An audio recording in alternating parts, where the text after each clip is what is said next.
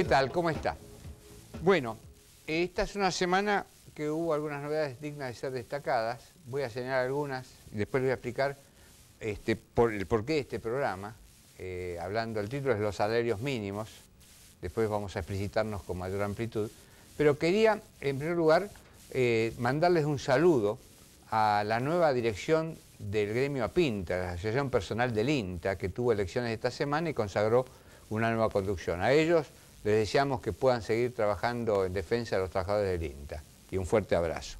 También asumió un nuevo ministro del Tribunal Supremo de la Ciudad de Buenos Aires, el doctor Luis Lozano. Estuvimos en la Facultad de Derecho cuando él asumió. Es realmente un acontecimiento muy grato porque es un hombre de derecho con realmente unos antecedentes muy valiosos que va a prestigiar el tribunal presidido en este momento por la doctora Alicia Ruiz. Y además asume como secretaria letrada de ese tribunal una excelente abogada con mucha tradición laboralista, hija de un ex ministro de Trabajo, y me refiero a la doctora Matilde Cerruti Costa. A ella también nuestras felicitaciones, lo mismo que al doctor Lozano, y bueno, suerte con la nueva gestión y con las nuevas responsabilidades. Y por último quiero referirnos a unos episodios que están sucediendo en estos momentos relativos a la integración del Consejo del Empleo, la Productividad y el Salario Mínimo Vital y Móvil. Y quiero distinguir lo que es el aspecto legal de la legitimidad. Es decir, por aquello de que cuando uno es esclavo de la ley, se libera la discrecionalidad de los hombres. Es preferible ser esclavo de la ley y respetar el texto de la norma. Usted sabe que la historia del salario mínimo es vieja. En realidad empieza con Perón en 1945 con el Instituto Nacional de las Remuneraciones. Esto se consagró en el decreto 33.302, que fue un decreto muy amplio, convalidado después por una ley, la 12.921, que se llamó la Ley Ómnibus. Esto tuvo vigencia durante la presidencia del doctor Ilia. Se formó otro consejo, fue la ley 16.459, estoy haciendo un despliegue de números para mostrar que tengo memoria, que consagró un consejo. Y por último, llamada Ley Nacional de Empleo, la ley 24.013, en el artículo 135 y siguientes, constituye este último consejo, se llama Consejo de Empleo, la Productividad y el Salario Mínimo Vital y Móvil, que tiene una incumbencia muy amplia. Bueno, después lo vamos a tratar en el programa esto.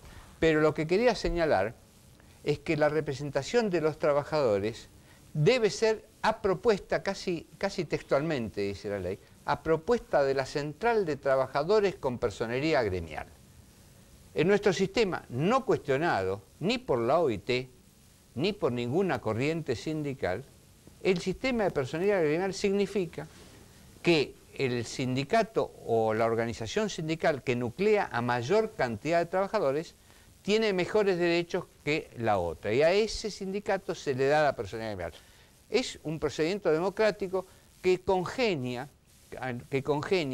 el fortalecimiento del sindicato con la unidad, y esto en un marco que tendría que ser, y ahí sí hay un déficit, con un marco de democracia sindical interna.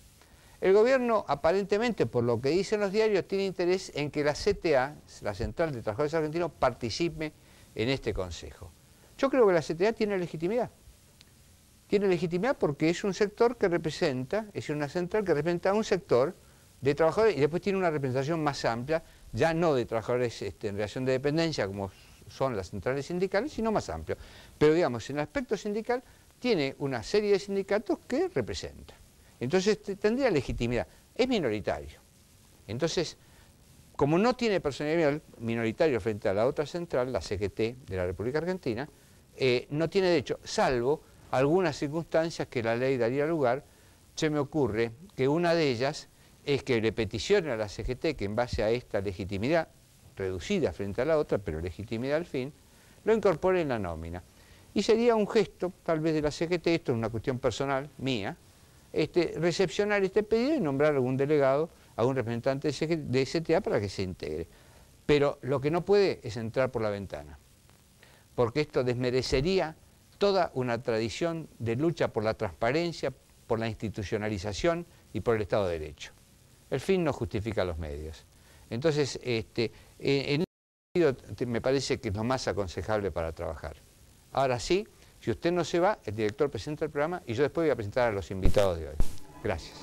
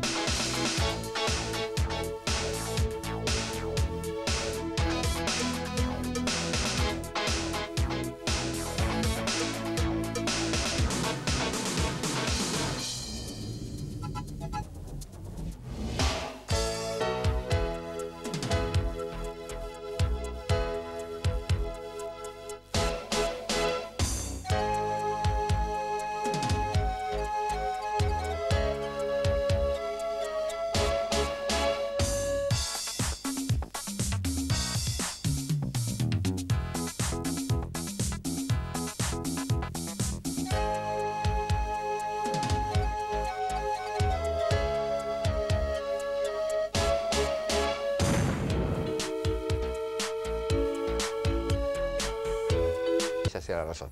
A mi derecha Javier Lindenberg, que es un especialista en el tema que vamos a tocar, la política salarial, poder adquisitivo de los salarios. A continuación, el profesor Rodolfo Capón Filas, que es juez de la excelentísima Cámara de Apelaciones del Trabajo de la Capital Federal. Estoy mirando la otra cámara para hacer un juego de cámaras, pero no me da bolilla, Sergio. Pero no importa, yo voy a seguir mirando, Sergio me dio bolilla.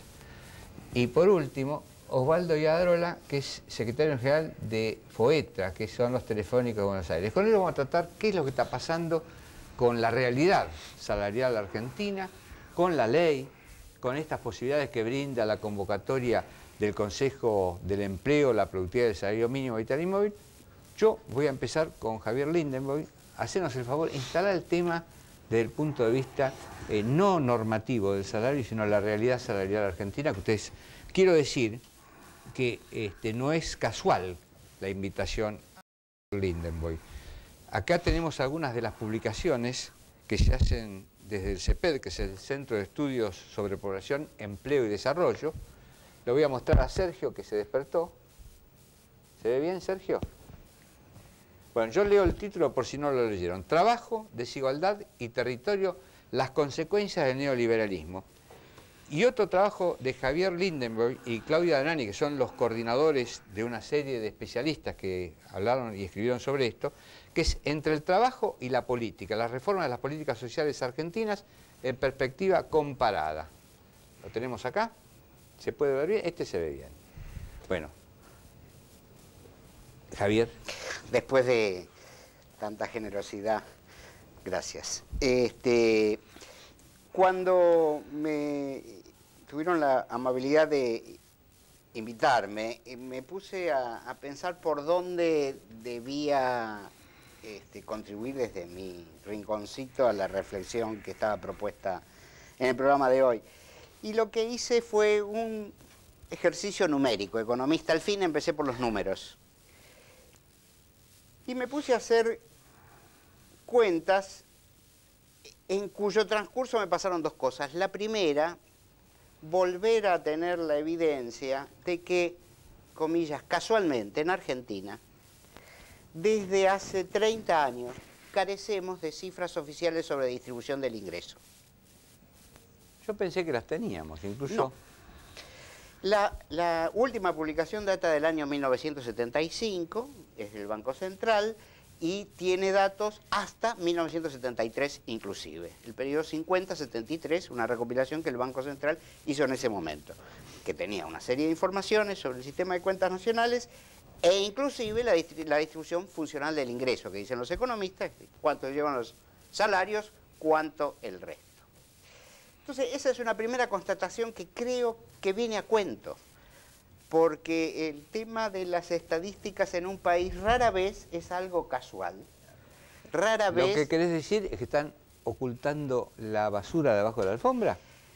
Y dicho con una crudeza que no pensaba esgrimir, sería algo así. Yo se lo digo yo dicto cuentas nacionales en la facultad y todos los años me avergüenzo de decirles que no esa hay. es la realidad.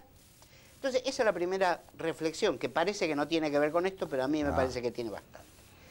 La segunda es que con esa escasez de información sistemática me puse a hacer números, que no tengo ningún problema en compartir con ustedes, pero me parece que sería aburrido. ¿A qué llegué? Que es muy difícil que cualquier estimación hoy en la Argentina dé que la participación de los salarios en el ingreso total supere el 25%. Vos sabés que yo me estaba manejando con algunos números dados por consultoras y lo que tenía es esto. En 1974 el trabajo, el asalariado participaba con el 47.7% de la distribución de la riqueza y hoy esa misma distribución se ha ampliado, es decir, ha acumulado más el sector, el otro sector que el asalariado, y el asalariado tenía en un 18-19% de participación, pero bueno. Sí, es decir, que la caída era mayor. Es mucho mayor. Realmente ninguno de nosotros podemos combatir al dato del otro. Lo que yo estoy diciendo es que en el mejor de los casos... Está claro. Estamos en el 25%. Y esto me llevó a una reflexión, que es que en el momento, por muchas razones dramáticos, 75-76, la caída que en ese bienio se produjo en la capacidad media del salario fue del orden del 30%, y en relación a la cifra que vos diste, estábamos en un poquitito más arriba del 30%, apenitas más arriba del 30%. Hoy estamos en el 25%, así que mi cifra está bien, o mucho menos aún. Digo, esto me parece que si no está puesto sobre la mesa antes de empezar a conversar sobre un punto más, un punto menos, 50 pesos más, y no estoy minimizando los 50 pesos, digo, me parece que no estaríamos discutiendo lo que creo yo. ¿Quién es el encargado de hacer esas cuentas nacionales que vos decís? Bueno, formalmente hay un organismo que se llama Dirección Nacional de Cuentas Nacionales. ¿Que depende del Ministerio de Economía? Sí, pero a través del INDEC hoy. Históricamente era del Banco Central. En los 90 fue a Ministerio de Economía. Desde la dictadura militar, para poner una época. Así es. Hasta el 93, 91, sí, que pasa, del Banco Central pasa a tener responsabilidad del INDEC, hubo incumplimiento de los deberes de funcionario público, no informar a la sociedad cómo se distribuye la riqueza. Sí. Esa responsabilidad pasó después del 91 al INDEC, que a su vez depende del Ministerio de Economía. Así es. Tan es así que la Baña se pasa todos los días criticando al INDEC como mide la pobreza y queriendo demostrar que hay menos pobres. O sea, cuando usted ve a dos chicos recogiendo comida en el Puerto Madero, la Baña ve 1,5. Bueno, y el INDEC ve 2 chicos. O sea que hay responsabilidades funcionales y como yo comparto, después lo vamos a analizar, que no es casual. No es casual que no se informe esta exclusión social que viene a partir de la injusta distribución de la riqueza nacional. ¿Qué otros números tenés para situarnos o semblanzas de la política salarial? Que las discusiones respecto de la cuantía de este drama social está desafortunadamente perjudicada por algunas decisiones que también involucran al INDEC. Todos sabemos que mayo de 2003 fue la última oportunidad en que contamos con la histórica encuesta permanente de hogares. Sí. Luego empezamos a tener algún dato casi único el cuarto trimestre del año 2003. Parece que en algunos lados el INDEC ha proporcionado a organismos oficiales alguna información adicional. Los ciudadanos de a pie no la tenemos. Y no es solo el problema de que no la tenemos. El problema es que lo que hay es incomparable con lo viejo. Con lo cual no se puede comparar peras con manzanas. No se puede, pese a que ambas se llaman encuesta permanente de hogares. Yo quiero que después sigas. Me gustaría ahora que el profesor Capón Filas, que aparte enseña Derecho del Trabajo en las facultades, que aparte es profesor emérito en Brasil, hay una sala que lleva su nombre, en una universidad de Brasil, nos haga una semblanza normativa. Así que dice la Constitución, las leyes en torno a los derechos del trabajador en torno al salario. Mientras él hablaba, yo estaba pensando precisamente enfocar el tema un poco antes de la Constitución. Los derechos humanos como normativa internacional plantean la dignidad de la persona. Dentro de la dignidad de la persona, o sea que los estados deben procurar los medios para que la persona digna viva dignamente.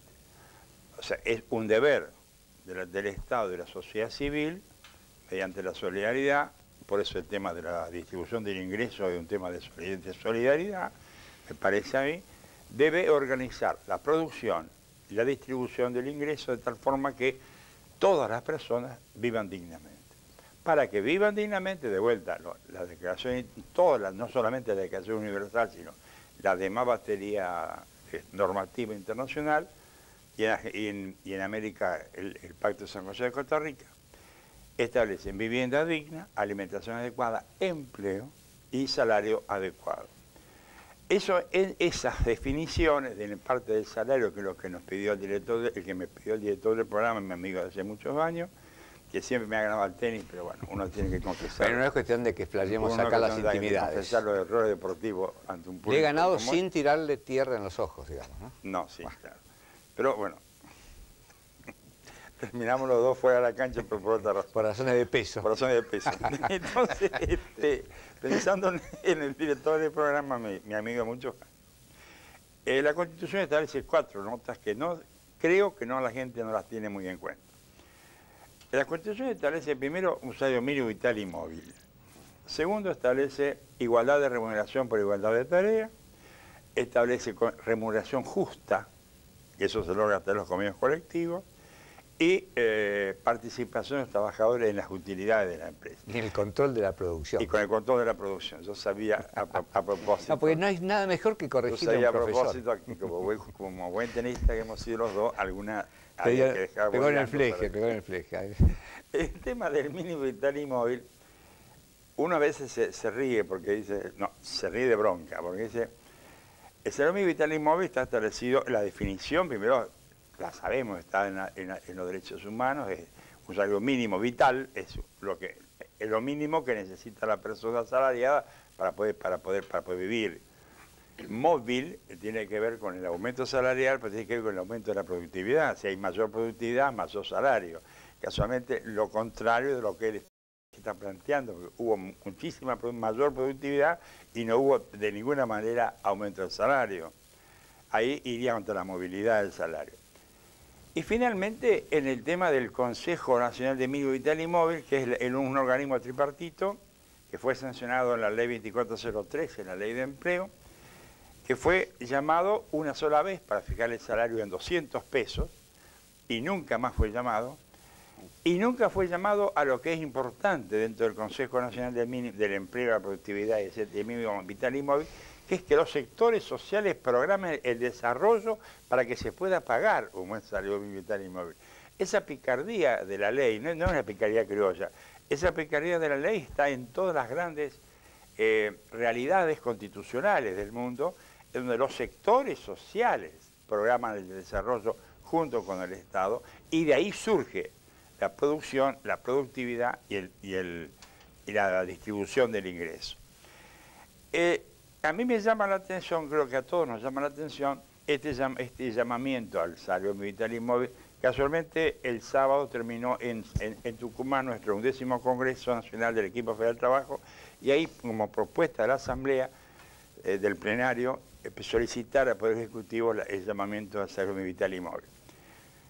No creo que se haya enterado, salvo que supongo que había varios informantes, como corresponde en todo organismo democrático que se respeta a esta altura, y por suerte llamaron.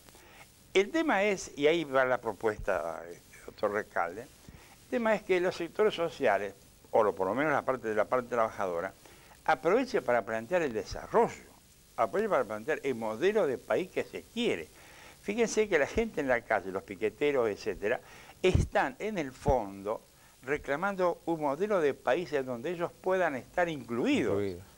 El problema de la inclusión y de la exclusión también pasa por el salario. Y finalmente, un salario mínimo vital y móvil bajo, o sea, un salario mínimo no vital y móvil, produce la clandestinidad del salario. Porque realmente hoy nadie paga 250 pesos.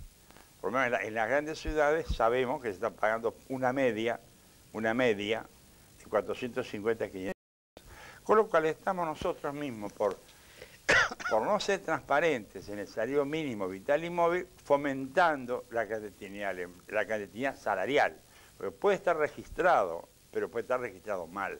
Esa parte me da la impresión que nadie la ha tomado demasiado en cuenta. Y en un momento determinado, en un cambio como este, que me quieras que no, el país hoy hay nuevos vientos.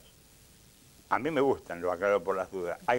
Yo digo que hay una nueva era. Hay una nueva era. En esta nueva era... Con idas y venidas, con sus vueltas. Pero una nueva era. En esta nueva era, la propuesta es poner las cartas sobre la mesa. Y mire, señores, la productividad es esto, la producción es esto, el salario mínimo vital y móvil que necesita una familia para vivir en Capital Federal es una cosa. En La Pampa, donde viví tantos años, es otra. En Santa Fe es otra.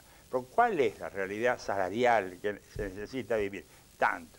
Y le va a dar una media, más o menos, de lo que está la canasta básica alimentaria, que está rondeando los 400, un poco más. Está rondeando casi los 600. La familiar es 723 pesos. 720 pesos. Esa es la canasta básica alimentaria, no, la canasta básica total. Que está la total está rondando los 700 y pico de pesos. Eso es lo que está dando la pauta de lo que debería ser el salario mínimo vital y móvil. El problema es que sobre ese mismo vital y móvil, blanqueado, porque mucha gente está ganando eso, no mucha gente, algunos están ganando eso, obviamente vienen las cargas sociales. Pero a su vez, si no hay cargas sociales, no hay forma de sustentar. Claro. Y con esto quisiera a lo mejor terminar, si ustedes me permiten, sí, ¿cómo no? Al economista. El Estado argentino está sustentado sobre todo por el impuesto al consumo. Si colaboramos lo mismo al consumo, sobre medio kilo de pan, colabora igual fulana de tal, que ya sabemos quién es, al cartonero, al piquetero y a Caponfila. Todos pagamos lo mismo de impuesto por un medio kilo de pan. Y realmente creo que es un chiste político pretender que hay igualdad ante la ley porque somos todos iguales ante el IVA. Ese tema es un tema de distribución. Uno de los planteos de la Secretaría es que se quite el IVA sobre los insumos de la canasta familiar, siguiendo tu razonamiento. ¿Por qué? Porque es un impuesto indirecto. Los impuestos indirectos realmente son los más regresivos. Esto en política tributaria parece elemental. Es decir, por eso hay una inequidad absoluta en este impuesto. Así que estamos totalmente de acuerdo. Lo que yo quería marcar antes de finalizar este bloque, que ya tenemos pocos segundos, es la historia que hubo en todo esto, porque es una historia de luchas, que hay que tener mucho respeto por las pérdidas que ocasionó tratar de que las instituciones caminen. Es inaudito que el Consejo del Salario, para resumir, no haya funcionado en 11 años dentro del Estado de Derecho. Porque la última vez que funcionó, como lo decía bien Caponfila, fue en julio de 1993. ¿La primera, doctor? No, fue la última. No, pues estaba en 97 pesos y después llegó creo a 135 y por último terminó en 200 pesos. En un breve lapso, ¿no? En breve lapso, sí. Porque hubo una hiperinflación, la de Herman González, y la inflación del 89 que lo llevó a 20.000 pesos. Después la seguimos. No importa, pero lo que pasa es que yo soy más viejo que vos y tengo más. Vamos al corte, después de esta lección de historia.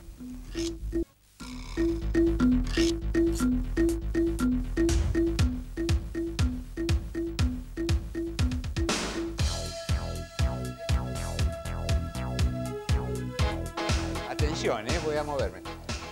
Sergio, vamos ahora a seguir con el análisis de la política salarial, pero lo que quiero marcar en este momento es mostrar que el otro camarada también está dormido. Vamos a preguntarle a un protagonista social, que es Yadarola, cómo vive desde el sindicato FUETRA la lucha por el salario, qué contingencias hay, su comparación de convenios colectivos a convenios colectivos.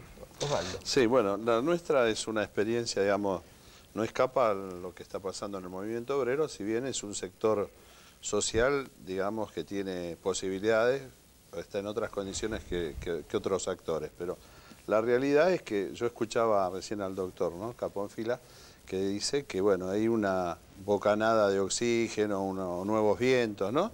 Y bueno, en realidad hay una expectativa digamos, que se empiece a discutir y que se discuta en profundidad, se discuta con elementos, ¿no? Lo que estaban explicando recién acá, que realmente 10, yo no puedo puntualizar exactamente, pero 10 años o 12 años, por ejemplo, en nuestro gremio, que como tantos otros no se discutía el salario. No se discutía. Nosotros tuvimos que salir a discutir una recomposición que fue un monto fijo para todas las categorías, porque era una necesidad, digamos, urgente, y recién ahora empezamos a discutir el salario como corresponde. Bueno, esta es una realidad. ¿A ustedes lo beneficia que, por ejemplo, el salario mínimo de 350 pesos vaya a 450 pesos? Por ejemplo, no sé cómo saldrá. Yo creo que beneficia en cuanto a la dinámica y a la discusión. Pero no en forma directa. No en forma directa, pero digamos, nosotros estamos en una media de 1.300, 1.400 pesos. O sea, el promedio salarial de Fueta es 1.300 sí, pesos. Exacto, pero también hay que reconocer que es una actividad que hay técnicos, hay compañeros especializados, bueno, que requiere, a nuestro juicio, inclusive, por eso vamos a entrar ahora a discutir nuevamente. ¿Cuál es el salario mínimo? Alguien de tareas generales, por ejemplo, la escala inicial, ¿cuál es el y mínimo? El cuadro A, que Cuadro A. prácticamente no existe, está alrededor de 780 pesos. O sea que ustedes realmente el salario mínimo ha aumentado. No, pero directamente no. Claro, directamente no, pero si fuera un aumento general de 100 pesos, por ejemplo. Y bueno, en ese aspecto sí. O sea, como los 50 pesos que por lo menos estamos pregonando o insistiendo que pasen arriba, ¿no? O sea, como tiene que ser. Pero ahora, dígame, en el concierto de los gremios no están todos en la misma posibilidad de lucha. Hay convenios que no han podido ser actualizados, salvo por los actos de disposición estatal. Pues, sí, yo voy a hablar específicamente de... No, vino Fabre, así que lo vamos a incorporar a la mesa, vamos a poner el micrófono, vamos a poner media falta y... Digamos, para ser respetuoso sí, de los que integran el movimiento obrero, sí voy a hablar de mi gremio, o de nuestro gremio, claro, mejor dicho. Bueno, ahí hay una remora que hay dirigentes que estuvieron durante todos los años del menemismo, fueron cómplices, precisamente, no solamente en no discutir el salario, sino fueron cómplices en la expulsión de trabajadores que con el famoso retiro voluntario, bueno, el sindicato actuaba precisamente de gestor. O sea, por eso en este momento hay que tomar todas estas cosas seriamente, introducirlas en el debate en la sociedad para decir, bueno, lo que ha pasado y quiénes son los responsables de todo esto. Acá hay nombres específicos. Otra pregunta. ¿Hay conflictividad en este momento en el sindicato? Sí, tenemos un conflicto que es precisamente porque hay una empresa del grupo Telefónica, ajá, que es un call center Atento, que es una empresa a nivel internacional. Atento a lo que dice. Sí. Y realmente cuando acá recién hablaban ustedes del tema de la ley, ¿no? Y todo esto, la paradoja o lo asombroso de esto, que Atento en Argentina, la empresa Atento, que está el gerente general, el señor Horacio Vinuesa, está fuera de la ley. O sea, no hay un solo expediente en el Ministerio de Trabajo de encuadramiento en el gremio de comercio. Porque se autoencuadra él consideró directamente que la actividad que desarrollan pertenece a comercio. ¿Qué jornada tiene Telefónico en ese caso? El call center de Atento... No. Si se aplicara el convenio telefónico, ¿qué jornada de trabajo tendría? Y nosotros tendremos un convenio que firmamos con la otra prestataria de 6 horas por día.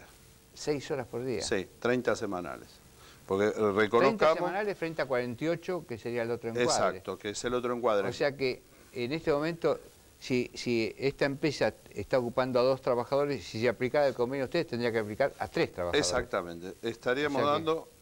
cada 2 trabajadores se incorpora un desocupado. O sea que no solamente un tema salarial, sino también de distribución del trabajo. Sí. Es interesante. Pero ¿no? Discúlpeme, ¿no? Sí. Lo que hay que destacar y precisamente marcar esta actitud, porque Telefónica de Argentina, que dice no tenemos nada que ver, como mira para arriba, es responsable también de esta actitud de un gerente general que está en Argentina. Es del mismo grupo económico. Y es del grupo Telefónica, y este señor no solamente que actúa en base a que se autoencuadra, que no reconoce, por eso sacamos una solicitud y dijimos, bueno, el que está fuera de la ley está dispuesto a todo, ¿no? Precisamente porque él no está dentro de la ley.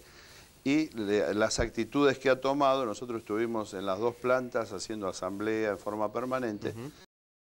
Llegamos a que el Ministerio, bueno, lo haya citado ahora, tenemos una audiencia próxima, pero las actitudes son: filman a los trabajadores desde un café enfrente, personas que no se identifican, bueno, hostigamiento a los trabajadores en decirle que la empresa se va a fundir, cosa que es una falacia, una mentira total, ¿no?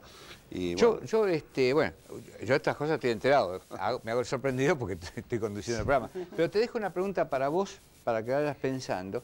Hubo un artículo de un especialista laboralista del sector empresario, en un matutino, y el título era "Más empleo con menos salario". Después quiero que me contestes, pero ahora, ya que vino Fabre, que es secretario general del gremio de los trabajadores previsionales de ANSES, llamado APOPS, me gustaría preguntarle qué está pasando con los salarios del sector. Bueno, está pasando algo que nos avergüenza, porque que evadan las empresas privatizadas o las empresas privadas en general es algo muy común, pero que evada el Estado Nacional y en este caso el propio ANSES pagando parte del salario en negro es realmente algo que nos avergüenza como trabajadores, como argentinos, porque ANSES es la institución de la seguridad social, es responsable de preservar la seguridad social y también preservar su capacidad legítima de sus aportes propios, de los aportes que debe hacer el propio ANSES a la seguridad social, que a la vez tutela a la seguridad social. ¿Cómo es? ¿Hay un pago en negro? Hay un pago en negro que ya viene hace ya 1 año y medio, fácilmente, que lamentablemente fue avalado por gremios hermanos, algo que yo creo que no tiene precedente, que un gremio avale pagos en negro. El único gremio de ámbito en la seguridad social que no avaló esto fue APOPS. Y también debemos decir, en honor a la más absoluta verdad, que nuestros salarios estaban muy deprimidos, esto es verdad.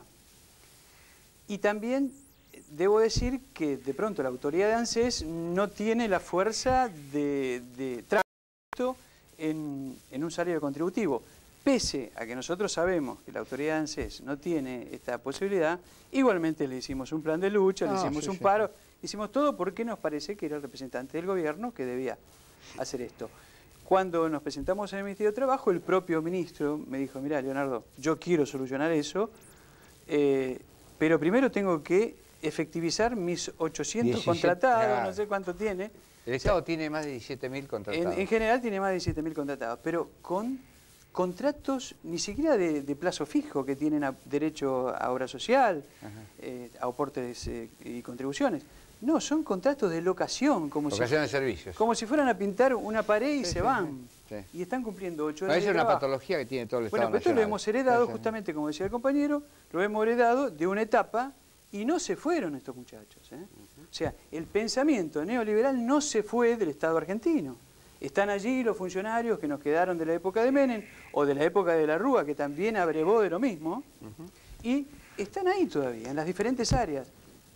Con el tema de la productividad, por ejemplo, en una institución estatal como ANSES, nos exigen, encima de todos estos problemas salariales, nos exigen productividad en concepto ideológico ya, aplicado a todas las acciones. Es una cuestión muy preocupante, cuando tenemos un convenio colectivo que en general no se respeta. ¿No se respeta? No, en general no se respeta porque el convenio no habla de productividad, no habla de objetivos, tampoco hablaba de clientes, cosa que vos conocés muy bien. O Schultes, Walter Schultes, cuando hablaba de stock de jubilados, como si el trabajo fuera una mercancía y los jubilados fueran... Bueno, eso hemos logrado cambiarlo. Pero lo que... Carola Pesino también hablaba del stock de desocupados, perdóname. Sí, no, y el expediente era un producto. Sí. Así que... Y las palabras tienen mucha fuerza. En una época el Ministerio de Trabajo hablaba de los clientes. Sí, bueno, Caro Figueroa. Caro Figueroa. Estaba pegado, los clientes que deseen consultar van a tal oficina. Ahí como se si el trabajador fuera un cliente del Ministerio de Trabajo. Era la mentalidad mercantilista. Quiero aclarar una cosa antes de pasar al Hindenburg, que estos 50 pesos que fue declarado no remunerativo fue un acto, a mi criterio, desdichado del gobierno. Desdichado. Porque había tenido una buena actitud al volcar los 200 no remunerativos al convenio, con lo que terminaba con esa simulación de que lo que gana el trabajador no sea remuneración. Quiero revitalizar la pregunta que te había hecho, este desafío, más empleo con menos salario, pero te hago una pequeña introducción, porque nosotros hablamos rápidamente que bien que se convoca el Consejo, el salario, que estuvo 11 años, pero yo quiero recordar esto y no me gusta hablar en términos personales, pero en 1977, ubiquémonos en la dictadura militar de Videla, yo escribí en la revista Derecho del Trabajo un artículo diciendo que la actitud del presidente, Videla, era arbitraria, que era una omisión inconstitucional porque no actualizaba el salario mínimo, con las consecuencias que tuvo en ese momento haber escrito eso, ¿no? En 1998, esto en homenaje a los gremios que pelearon por esto, hicimos un recurso de amparo, patrocinando a 35 gremios que eran pertenecientes a lo que era el MTA, o sea, la CGT que ustedes integraban, la CGT disidente, Palacios, Moyano, Palacios, referencias, Moyano, Palacios, un recurso de amparo donde el gobierno nacional, a través del Ministerio de Trabajo, se comprometió en la justicia a convocar al Consejo. Y después mintió y no lo convocó. En el juzgado número 6, que era, la jueza se jubiló, ahora no me acuerdo el nombre, Ferro Puch creo que era, Ferro Puch, se comprometió y no cumplió. O sea que no es casual tampoco que no se haya convocado al Consejo lo que vos estás diciendo. Ahora explícanos esto que significa que algunos postulen más empleo con menos salario. Supongo que es lo de la consultora CEL, ¿no? Lo que ¿recordás? ¿Ernesto Critz? Sí. No, es un laboralista. Como no lo invité al programa y no va a poder contestar, me parece delicado. Porque va en la misma línea. ¿Ernesto Critz tiene la misma línea? En el sentido, no como postulación, sino como, en principio, como resultante, como descripción de la realidad, que puede dar objeto a otras conversaciones respecto de la validez de las interpretaciones, como por ejemplo, las inferencias que se hacen sobre la naturaleza de los empleos creados el año pasado, que lo que dice CEL. El CEL es que se crearon 1 millón de puestos. CEL con S, no, nada que ver con el CELS. Claro, Sociedad de Estudios Laborales. Toman los datos del último trimestre del año y extrapolan a todo el año. Lo único que valdría la pena mencionar por escasez de tiempo es que habría que ver si un estudio equivalente en los años precedentes daba distinto. Porque ninguna fotografía en las cuestiones sociales tienen exagerada significación si no están puestas en contexto de proceso, según mi punto de vista. Pero cierro aquello. Sobre el tema de crear más empleo con menos salario, esto es la misma cosa que se nos quiso convencer en los años 90 fundamentalmente respecto de que el salario era un componente pernicioso como costo y que eso perjudicaba la capacidad de competencia internacional y por lo tanto había que bajarlo, no el salario percibido de manera directa, sino a través de las así llamadas, mal llamadas cargas sociales, como si fuera algo que tiene que pesar y no en términos de solidaridad como lo planteaba el doctor. Tengo para mí que este tipo de posturas va lo mismo, distribuyamos la miseria entre más gente. En alguna oportunidad, si no me equivoco, creo que conversamos en este mismo programa respecto de algunas propuestas que nos faltaron en el sentido de disminuir la jornada laboral. Ajá. La disminución de la jornada laboral sin merma de salarios. Bueno, la clave era así. Claro. Esa fue la iniciativa popular. Claro, en 1998. Pero hubo otros que no eran la iniciativa popular, que lo plantearon sin ningún tipo de explicitación, con lo cual terminaba siendo repartir la miseria. ¿Lo explicás después del corte? Porque bien, ahí me están mandando. Vaya, vamos al corte. Pero usted no se vaya, ¿eh?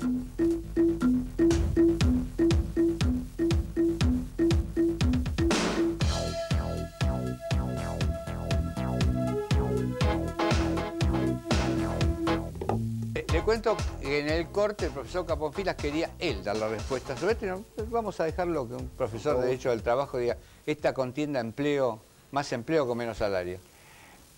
Esta contienda más empleo con menos salario se está instalando en Alemania hoy.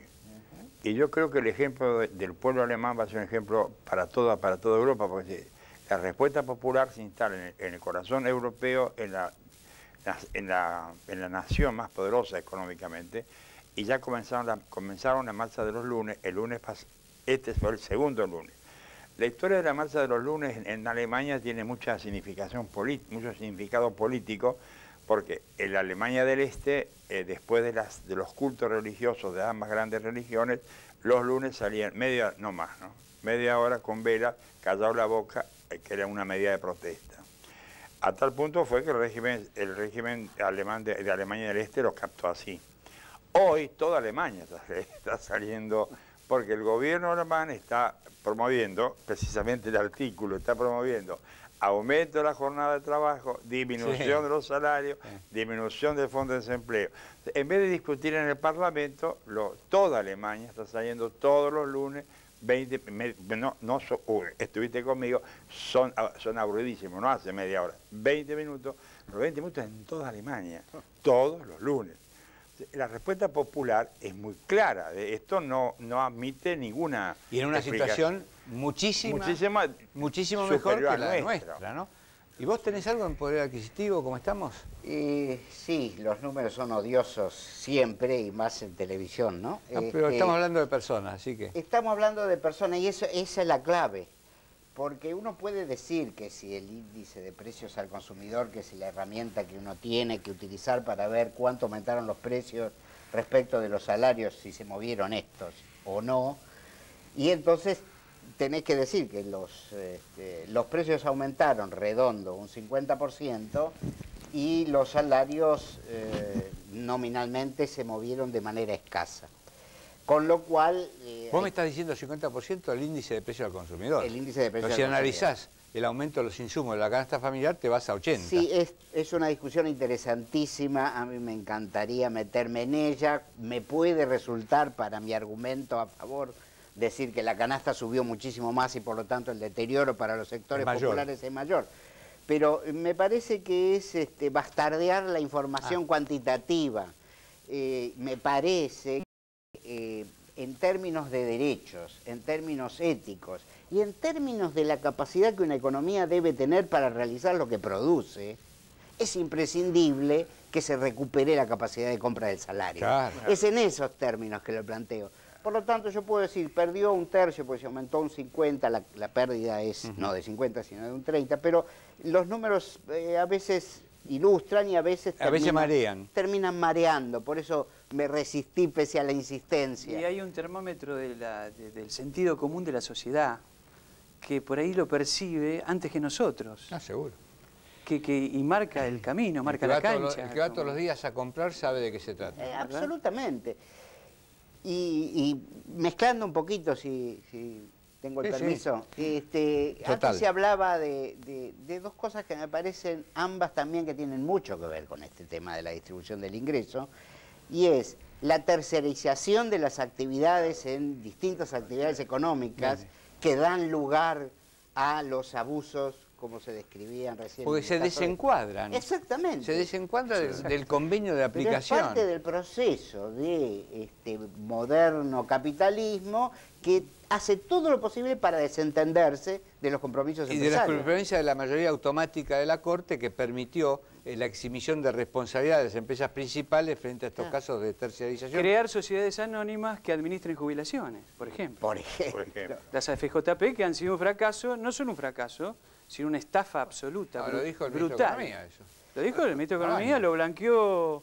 Ahora, ¿ustedes le alcanza el salario, que aumenta el salario mínimo vital y móvil, o realmente creen que un aumento general de salarios dictado por el Estado Nacional en uso de las facultades legislativas delegadas por la emergencia económica y social? O sea, que no es un mero decreto. Cuando uno dice un aumento por decreto, me hace acordar que yo trabajaba en la oficina, en la caja, y algunos lo ascendían por decreto, ¿no? Esto no es, esto es una facultad delegada por el Congreso. No, el Consejo del Salario Mínimo Vital y Móvil es fundamental no solo por lo que se va a modificar, que por ahí es exiguo, el número es pequeñito, sino por lo que significa como símbolo. Claro. Es el primer escalón de todo un movimiento que uno cree que va a ser de convenios colectivos. Me imagino que se van a abrir los convenios colectivos, van a abrir paritarias, que esto no es un discurso político y nada más. Pero basta con las paritarias, es decir, ¿vos creés que los sindicatos están todos en condición de obtener aumento salarial? No, porque no todos tienen paritarias, primera cosa. Pero además, ¿no sería interesante un aumento estatal? Sí, el ¿Como aumento... ¿Como los 200 pesos? El aumento, hasta el aumento en negro, Héctor, al cual yo no me afilio, hasta el aumento en negro para la necesidad de los trabajadores es esencial y es importante. No quiere decir que uno lo acepte, porque todavía, no puede estar de acuerdo. Todavía somos un país civilizado, todavía tenemos una Constitución Nacional. Todavía hay derechos laborales consagrados. Sí, sí. Entonces, frente a eso, digamos, ¿estamos en el 2001? ¿Se está yendo de la rúa por el techo? ¿O ya han pasado 3 años y podemos empezar a exigir el tema es que con los salarios, después de la devaluación obligada por el fracaso de la convertibilidad, los salarios, vos corregime, no tienen el poder adquisitivo de esa época trágica que fue diciembre del 2001. ¿Tiene recuperado? No, por supuesto que no. Es de eso estamos abajo. Que no. Por eso la pelea que hacía Fueta, que hacía recién, y ahora con Atento, porque tiene salarios de un convenio. Y ojo que no con se la ha meseta actualizado. de la pérdida de tiempo, porque estamos en una meseta donde sí, vengan a conversar, vayan, que los piqueteros sí, que los piqueteros no, que organicemos los gremios, que no hay una señal clara desde lo político que nosotros salgamos rápidamente de esta crisis sociolaboral, digamos, ¿no? Cuento que ya hay un fallo en primera instancia que declaró inconstitucional un aumento declarado no remunerativo. No sé qué pasará luego, no le voy a preguntar a un juez para que no prejuzgue, pero bueno, o sea que es importante ir normalizando la política salarial. Si yo lo que quería decir a medida que hablaba Leonardo, es que esto promueve una discusión. Esto es lo que creo que hay que reivindicar.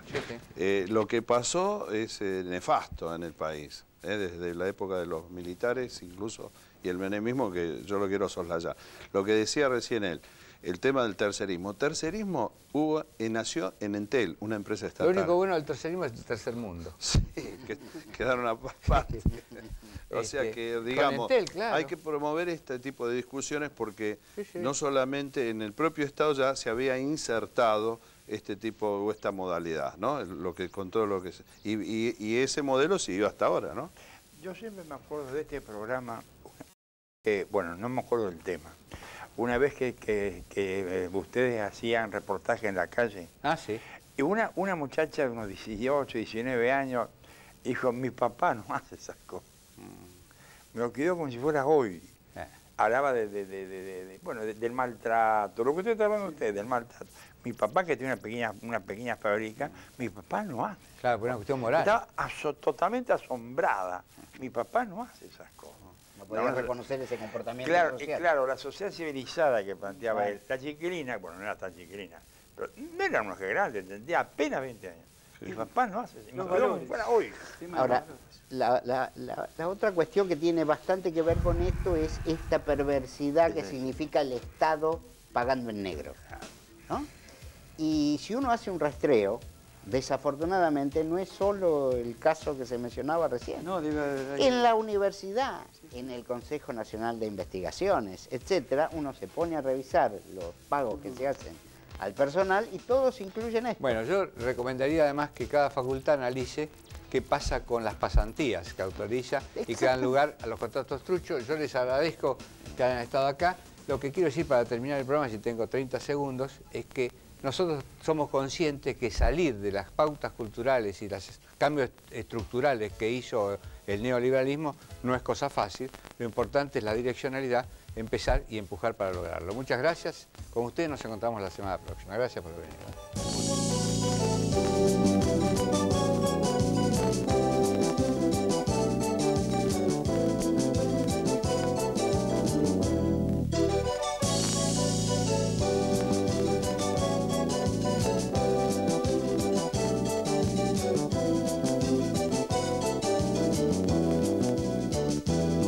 Una empresa